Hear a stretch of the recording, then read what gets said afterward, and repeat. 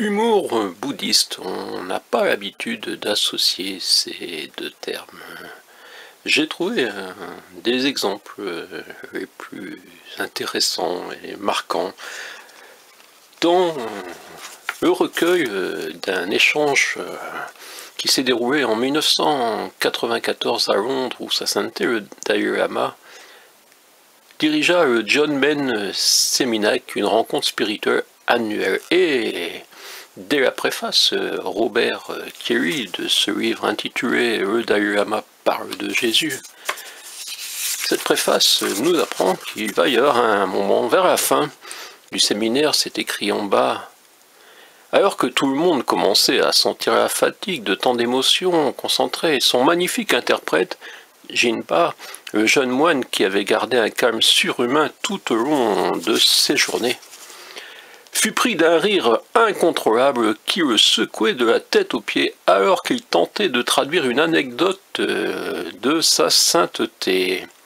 La chute que tout le monde attendit pendant 5 bonnes minutes, le temps que le traducteur, l'assistance et le 14e Dalai Lama se reprennent.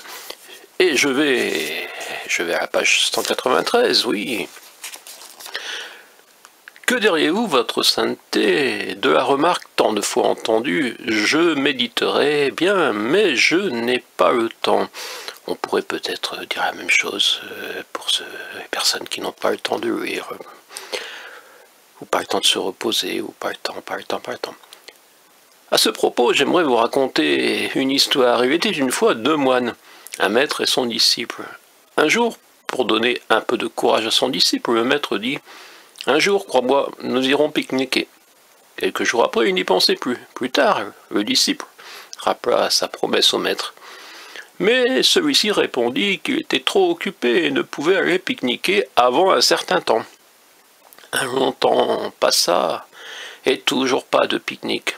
Le disciple revint à la charge. « Quand irons-nous faire ce fameux pique-nique » Le maître dit « Pas maintenant, je suis beaucoup trop occupé. » Ainsi, un jour, le disciple vit un cadavre qu'on emportait, et le maître lui demanda « Que se passe-t-il » Et le disciple répliqua « Eh bien, ce pauvre homme va pique-niquer. » Et c'est là qu'éclata le rire d'abord de l'interprète, et ensuite du Dalai Lama, et tout à ça, je n'y étais pas. La morale de l'histoire, c'est que dans la vie, à moins de réserver un moment spécifique à une occupation dont vous sentez qu'elle vous tient à cœur, vous aurez toujours d'autres obligations et vous serez toujours trop occupé. Voilà cette morale, vous étiez nombreux à l'avoir deviné avant que je la lise. Je vous conseille ce livre, même si on peut dire que c'est peut-être pas le bon titre, mais en tout cas, il redonne vie à des concepts.